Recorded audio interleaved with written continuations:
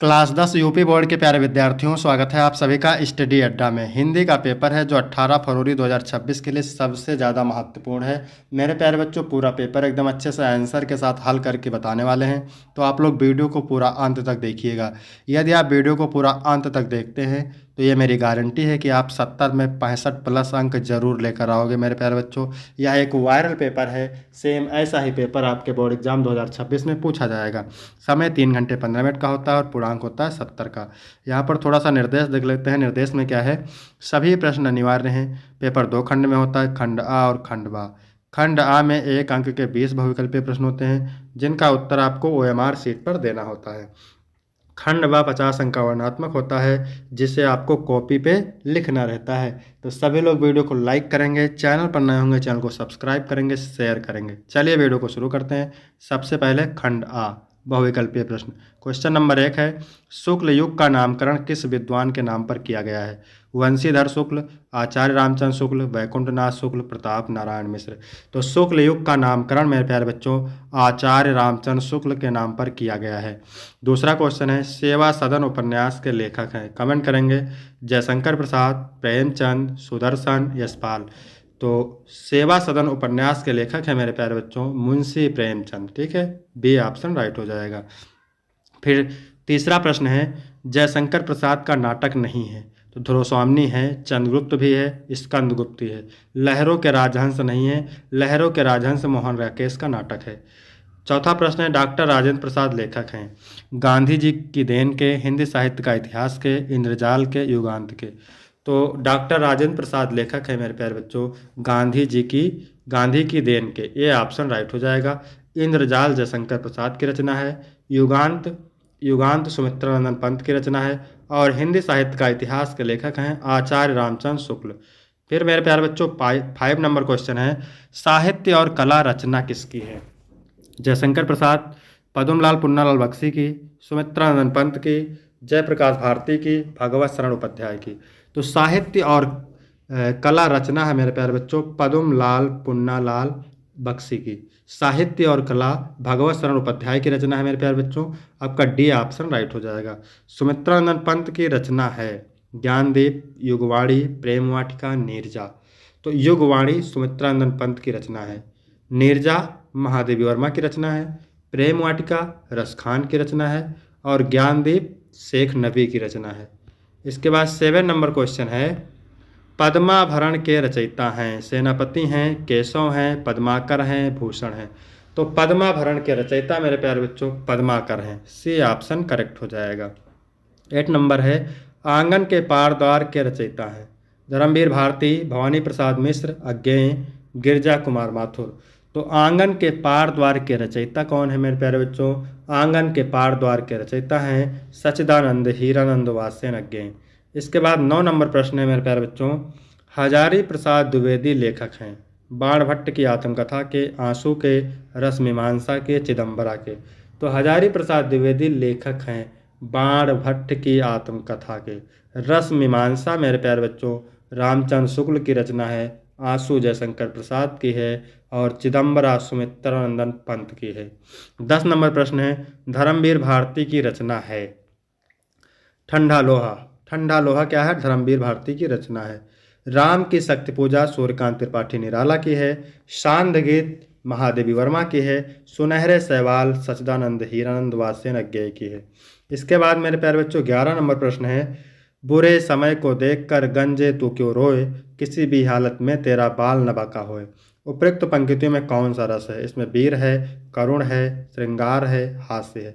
तो इसमें मेरे प्यारे बच्चों कौन सा रस है? हास्य रस है। ठीक है, बी डी ऑप्शन राइट हो जाएगा। हास्य रस का स्थायी भाव क्या होता है? हास होता है। इसके बाद 12 नंबर क्वेश्चन है, पीपर पात सरिस मंडोला में अलंकार है? उपमा है, रूपक है, उत्प्रेक्षा अलंकार है, श्लेष है। तो इसमें उपमा अलंकार है। ए ऑप्शन राइट हो जाएगा। ठीक है, रोला छंद के प्रत्येक चरण में कितनी मात्राएं होती हैं? 24, 16, 11, 13। तो रोला छंद के प्रत्येक चरण में होती हैं 24 मात्राएं। इसके बाद मेरे प्यारे बच्चों 14 नंबर प्रश्न है, अनुचर शब्द में प्रयुक्त उपसर्ग है? तो उपसर्ग किसी शब्दांश के पहले लगते हैं, तो इसमें अनु उपसर्ग लगा है। वेद पुराण में समास है, द्वंद्व है, बहुव्रीहि है, द्विगु है, अव्ययीभाव है। तो वेद पुराण में समास से मेरे प्यारे बच्चों द्वंद्व, क्योंकि द्वंद्व समास में दोनों पद प्रधान रहते हैं, वेद और पुराण। 16 नंबर प्रश्न है, नेत्र का पर्यायवाची शब्द है, लोचन है, आँख है, विलोचन है, ये सभी हैं। तो नेत्र का पर्यायवाची लोचन भी है, आँख भी है, विलोचन भी है, तो आपका डी ऑप्शन करेक्ट हो जाएगा। 17 नंबर है, युष्मद तुम सर्वनाम शब्द का तृतीय एक वचन का रूप है, युवाम, त्वया, त्वत, तुभ्यम। तो इसका राइट आंसर हो जाएगा त्वया, बी ऑप्शन करेक्ट हो जाएगा। इसके बाद मेरे प्यारे बच्चों 18 नंबर क्वेश्चन है, आंधी आई और हम भागने लगे, रचना के आधार पर इस प्रकार का वाक्य है। सरल वाक्य है, मिश्र वाक्य है, संयुक्त वाक्य है, इनमें से कोई नहीं। तो ये संयुक्त वाक्य है मेरे प्यारे बच्चों। रचना के आधार पर वाक्य के 3 भेद होते हैं, सरल वाक्य, संयुक्त वाक्य, मिश्र वाक्य। आंधी आई और हम भागने लगे, जो जब 2 वाक्य और से जुड़े हों, परंतु से जुड़े हों, इसलिए से जुड़े हों, तो वहाँ पर संयुक्त वाक्य होता है। 19 नंबर होता है, कर्मवाच्य में प्रधानता होती है, कर्ता की, कर्म की, भाव की, क्रिया की। तो कर्मवाच्य में कर्म की प्रधानता होती है। वाच्य कितने प्रकार के होते हैं? 3 प्रकार के, कर्तृवाच्य, कर्मवाच्य और भाववाच्य। इसके बाद मेरे प्यारे बच्चों 20 नंबर है, वह अचानक चला गया, वाक्य में प्रयुक्त अचानक पद का व्याकरणिक परिचय है, संज्ञा है, सर्वनाम है, क्रिया विशेषण है, क्रिया है। तो ये क्रिया विशेषण है, चला गया क्रिया है, उसकी विशेषता की अचानक, तो क्रिया विशेषण हो जाएगा, सी इज द राइट आंसर। इसके बाद है खंड व वर्णात्मक प्रश्न। तो 21 नंबर प्रश्न है मेरे प्यारे बच्चों, निम्नलिखित में से किसी एक गद्यांश पर आधारित सभी प्रश्नों के उत्तर दीजिए। 5 अंक का होता है मेरे प्यारे बच्चों, ठीक है, 2-2 अंक के 3 प्रश्न हैं, तो आपको यहाँ से 6 अंक मिलेंगे और ये मोस्ट इम्पॉर्टेंट है, ठीक है। हम लोग ऐसे समय में समाज में प्रवेश करके अपना कार्य आरंभ करते हैं, तो ये मेरे प्यारे बच्चों वेरी वेरी मोस्ट इंपॉर्टेंट है। तो यहाँ पर देखिए पहला क्वेश्चन क्या पूछ रहा है, उपयुक्त गद्यांश का संदर्भ लिखिए। तो प्रस्तुत गद्यांश हमारी पाठ्यपुस्तक हिंदी के गद्य खंड में संकलित मित्रता नामक निबंध से अवतरित है, इसके लेखक आचार्य रामचंद्र शुक्ल हैं। सेम ऐसे ही आपको संदर्भ लिखना है। फिर है गद्यांश के रेखांकित अंश की व्याख्या कीजिए। तो व्याख्या मेरे प्यारे बच्चों किसकी करना है, जिसकी रेखा खींची हुई है। हम लोग ऐसे समय में समाज में प्रवेश करके अपना कार्य आरंभ करते हैं जबकि हमारा चित्त कोमल और हर तरह का संस्कार ग्रहण करने योग्य होता है, हमारे भाव अपारमार्जित और हमारी प्रवृत्ति अपरिपक्व होती है। तो चलिए देखते हैं इसकी व्याख्या। लेखक का कथन है कि जब हम अपने घर से बाहर निकलकर समाज में कार्य आरंभ करते हैं तब हम प्रायः अपरिपक्व यानी कच्चे होते हैं। उस समय हमारा मन कोमल होता है। हम जिस किसी स्वभाव के लोगों के संपर्क में आते हैं उनका हमारे चित्त पर अवश्य प्रभाव पड़ता है, क्योंकि हमें उस समय अच्छे बुरे का विवेक नहीं होता, हमारे विचार अच्छी तरह शुद्ध नहीं होते और हमारा स्वभाव पूरी तरह विकसित भी नहीं होता। इसके बाद मेरे प्यारे बच्चों तीसरा प्रश्न है, हमें किन लोगों का साथ नहीं करना चाहिए। तो हमें ऐसे लोगों का साथ नहीं करना चाहिए जिनकी हर बात हमें बिना विरोध के माननी पड़ती हो। इसका उत्तर आपको पैराग्राफ में ही मिल जाएगा। फिर अथवा करके दिया है, ये भी मेरे प्यारे बच्चों मोस्ट इम्पॉर्टेंट है। रोहतास दुर्ग के प्रकोष्ठ में बैठी हुई युवती ममता, देखिए ममता शब्द मिल गया, ठीक है। तो पहला क्वेश्चन पूछेगा उपयुक्त गद्यांश का संदर्भ लिखिए। तो संदर्भ कैसे लिखना है, प्रस्तुत गद्यांश हमारी पाठ्यपुस्तक हिंदी के गद्य खंड में संकलित ममता नामक कहानी से अवतरित है और इसके लेखक छायावादी युग के प्रवर्तक श्री जयशंकर प्रसाद जी हैं। दूसरा है गद्यांश के रेखांकित अंश की व्याख्या। तो व्याख्या मेरे प्यारे बच्चों किसकी करना है, वह रोहतास दुर्गापति के मंत्री चूड़ामणि की अकेली दुहिता थी। फिर उसके लिए कुछ अभाव होना असंभव था, परंतु वह विधवा थी। हिंदू विधवा संसार में सबसे तुच्छ निराश्रय प्राणी है। तब उसकी विडंबना का कहाँ अंत था। तो चलिए देखते हैं व्याख्या। श्री जयशंकर प्रसाद जी का कहना है कि ममता रोहतास दुर्ग के अधिपति के मंत्री चूड़ामणि की इकलौती पुत्री थी, इसलिए उनके पास सुख सुविधाओं के अभाव होने का को प्रश्न ही नहीं उठता था, परंतु वह सुखी नहीं थी क्योंकि वह एक हिंदू बाल विधवा थी। हिंदू समाज में विधवा का जीवन दुखी, उपेक्षित और अनाथ जैसा होता है। इस कारण उनका जीवन उनके लिए भार बन जाता है। संसार की सभी सुख सुविधाएं भी उनको शांति प्रदान नहीं कर पाती हैं। ऐसे ही विकट परिस्थितियों से युक्त ममता के कष्टों का भी अंत नहीं था। इसके बाद अगला प्रश्न है, हिंदू विधवा को तुच्छ निराश्रय प्राणी क्यों कहा गया है। सामाजिक परिस्थितियों के कारण आज भी हिंदू समाज में विधवा का जीवन दुखी, उपेक्षित और अनाथ जैसा होता है। इस कारण उसका जीवन उसके लिए भार स्वरूप हो जाता है। इसी कारण से हिंदू विधवा को तुच्छ निराश्रय प्राणी कहा गया है। इसके बाद मेरे प्यारे बच्चों 22 नंबर प्रश्न है, क्या कह रहा है, निम्नलिखित में से किसी एक पद्यांश पर आधारित सभी प्रश्नों के उत्तर दीजिए। ये भी कितने अंक का होता है, 5 अंक का। 3 प्रश्न होते हैं, 2-2 अंक के। मैं अपनी सब गाय चरई हूँ, श्री कृष्ण माँ यशोदा से जिद करते हुए कहते हैं कि हे माता, मैं अपनी सभी गायों को चराने के लिए वन में जाऊंगा। प्रात हो तो बल के संग जई हूँ, तेरे कहाँ न रही हूँ। सुबह होते ही मैं बलराम भैया के साथ वन में गायों को चराने के लिए जाऊंगा, तेरे कहने से नहीं रुकूंगा। ग्वाल बाल गैयन के भीतर न कहो डर नहीं लागत। ग्वाल बाल और गायों के बीच मुझे जरा सा भी डर नहीं लगता है। आज न सोवो नंद दुहाई, रैन रहूंगो जागत। आज मैं नहीं सोऊंगा, पूरी रात जागता रहूंगा। और ग्वाल सब गाय चर रही हूँ, मैं घर में बैठा रही हूँ। और सभी ग्वाल बाल गायों को चराने के लिए वन में चले जाएं और मैं घर में बैठा रहूँ। सूर्य श्याम तुम सोए रहो, अब प्रात जान में रही हूँ को।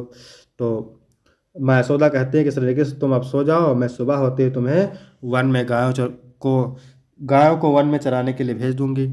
उपयुक्त पद्यांश का संदर्भ लिखिए, तो लिख देंगे। पद नामक पाठ से लिया गया है और इसके कवि हैं सूरदास जी। ठीक है। पद्यांश के रेखांकित अंश की व्याख्या तो मैंने पूरी बता दिया। गाय को चराने के लिए कौन जाएगा, श्री कृष्ण जाएंगे, है ना। इसके बाद अथवा करके दिया है, ये भी मोस्ट इंपॉर्टेंट है। तो गौरज विराजे भाल लैलही वनमाल, श्री कृष्ण के मस्तक पर गौरव चंद्र का टीका और गले में माला सुशोभित हो रही है। आगे गैया पीछे ग्वाल गावे मृदबानी रे, उनके आगे आगे गायें और पीछे पीछे ग्वाल बाल कोमलवाड़ी में गीत गा रही हैं। तैसी धुन बांसुरी की मधुर मधुर जैसी, जिस प्रकार उनके बांसुरी की मधुर धुन है, उसी प्रकार उनकी तिरछी दृष्टि और मंद मंद मुस्कान है। कदम बिटप के निकट तटनी के तट, यानी यमुना नदी के किनारे कदम के वृक्ष की डाल पर अटा चढ़ चाहे पीत पट फहराने, अटारी पर चढ़कर देखो तो सही पीले वस्त्रों का फहराना, कि रस को बरसाने वाले, शरीर को ताप को कम करने वाले, आँखों को शांत करने वाले, प्राणों को रिझाने वाले वह रस के खान श्री कृष्ण आ रहे हैं। ठीक है। तो ये कवित्त से लिया गया है। कहाँ से लिया गया है? कवित्त से लिया गया है, कवित्त पाठ है और कवि इसके रसखान है।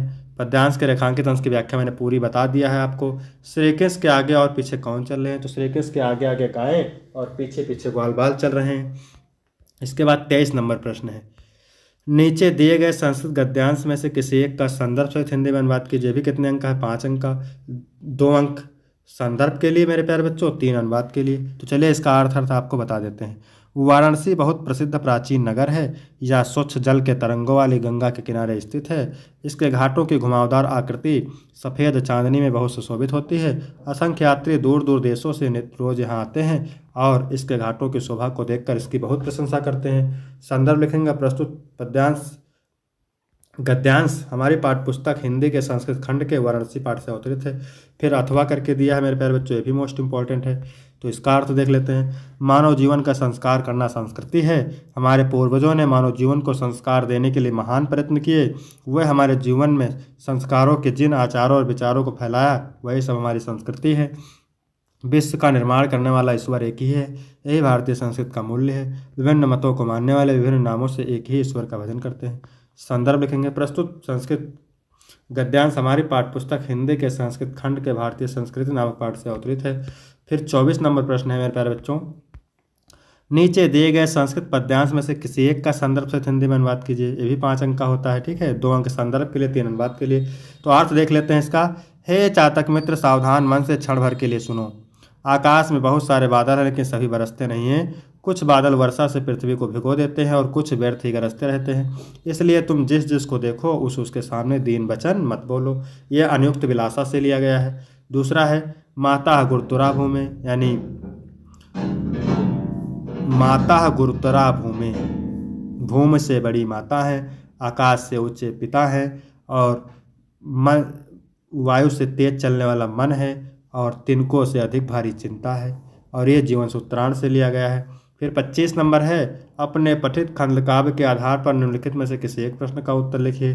तो ये खंडकाव्य अलग अलग जिलों के लिए अलग अलग होता है, तो इसको मेरे प्यारे बच्चों आप तैयार करेंगे। इसके बाद 26 का क नंबर है, दिए गए लेखकों में से किसी एक लेखक का जीवन परिचय देते हुए उनके एक प्रमुख रचना का उल्लेख कीजिए। डॉक्टर राजेंद्र प्रसाद, आचार्य रामचंद्र शुक्ल, जयशंकर प्रसाद, रामधारी सिंह। ये मोस्ट इंपॉर्टेंट है मेरे प्यारे बच्चों। इसके बाद अगला है, कवि का जीवन परिचय देते हुए उनकी एक रचना का उल्लेख कीजिए। ठीक है। तुलसी बिहारी, महाकवि सूरदास, महादेवी वर्मा, मोस्ट इंपॉर्टेंट है। इसके बाद 27 नंबर है, अपनी पाठ्यपुस्तक के संस्कृत खंड से कंठस्थ एक श्लोक लिखो जो इस पेपर में ना आया हो। 2 अंक का है, मोस्ट इंपॉर्टेंट है। 28 नंबर है, अपने स्कूल के प्रधानाचार्य को छात्रवृत्ति के लिए आवेदन पत्र लिखिए। 4 अंक का है। फिर मेरे प्यारे बच्चों 29 नंबर है, निम्नलिखित में से किन्हीं दो प्रश्नों के संस्कृत में उत्तर दीजिए। ठीक है, चंद्रशेखरा कासीत, चंद्रशेखरा एका देशभक्तासीत, वीरा केन पूजते, वीरा वीरेण पूजते, वाराणसी नगरी कस्य नद्या कूलेषु, गंगाया नद्या कूलेषु तथा ज्ञान कुत्र संभवत, ज्ञान सर्वत्र संभवत। फिर यहाँ पर 30 नंबर है निबंध मेरे प्यारे बच्चों। तो वीडियो कैसा लगा, वीडियो अच्छा लगा हो तो वीडियो को लाइक करेंगे, चैनल को सब्सक्राइब करेंगे। फिर मिलते हैं आपको अगली वीडियो में, तब तक के लिए जय हिंद जय भारत मेरे प्यारे बच्चों।